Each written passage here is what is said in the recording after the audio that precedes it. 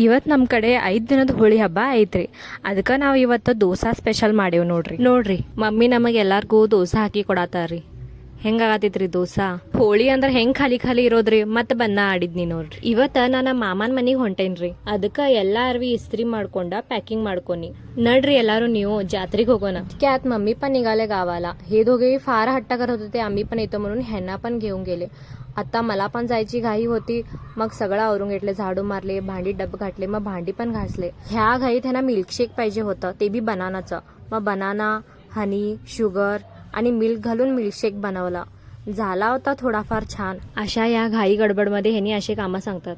काय करावं आता सांगा तुम्ही. मग परत मलाच म्हणतात तूच ರೆಡಿ व्हायला ಲೇಟ್ ಕರ್ತೀಸ್ म्हणून. ಇವ್ರ ಆಫೀಸಿಂದ ಜಲ್ದಿ ಹೇಳಿ ಬಂದಿದ್ರ. ನಾವು ರೆಡಿಯಾಗಿ ಹೊಂಟ್ವಿ ನಮ್ಮ ಮಾಮನ್ ಮನಿಗ ಸೊಳೆಭಾವಿ. ಇವತ್ತ ಫಸ್ಟ್ ಡೇ ಅಂತ ಅಷ್ಟ ರಶ್ ಇರ್ಲಿಲ್ಲ ನೋಡ್ರಿ. ಜಾತ್ರೆ ಹೆಂಗ್ ಕಾಣತೈತಿ. ಇದ ನಮ್ಮ ಮಾಮನ್ ಮನಿ. 3 months ಆಯ್ತು ನೋಡ್ರಿ ಓಪನಿಂಗ್ ಆಗಿ. ಮುಂದ ಸೋಫಾ ಮ್ಯಾಗ ಕುಂತಾರ ನೋಡ್ರಿ, ಅವರ ನಮ್ಮಿಬ್ಬರು ಮಾಮಾರಿ. ನಾವೆಲ್ಲಾರು ಇಲ್ಲಿ ನಿಂತ ಲಕ್ಷ್ಮಿ ಬರೋದ್ ವೇಟ್ ಮಾಡತ್ತೇವ್ ನೋಡ್ರಿ. ಬಂದ ಬಿಟ್ಟಳ್ ನೋಡ್ರಿ ನಮ್ ಲಕ್ಷ್ಮಿ ಹೊಣ್ಣಾಟ ಆಡ್ಕೋತ. ಹೆಂಗ್ ಕಾಣತಾಳ್ರಿ, ಮಸ್ತ್ ಕಾಣತಾಳಲ್ರಿ. ಈ ಜಾತ್ರೆ 5 ವರ್ಷಕ್ಕೆ ಒಂದ್ಸಲ ಬಹಳ ದೊಡ್ಡದಾಗಿ ಮಾಡ್ತಾರ್ರಿ. ಮನಿಗ್ ಬಂದ್ ಊಟ ಎಲ್ಲಾ ಮಾಡ್ಕೊಂಡ ನಾವ್ ಮ್ಯಾಲ್ ಟೆರಸ್ ಮ್ಯಾಲ್ ಮಲ್ಕೊಳಕ್ ಹೋದು ನೋಡ್ರಿ. ಇವತ್ತಿನ ದಿನ ನಂದು ಹಿಂಗಿತ್ತ. ನಾಳೆ ಭೇಟಿಗೋಣ. ಬಾಯ್.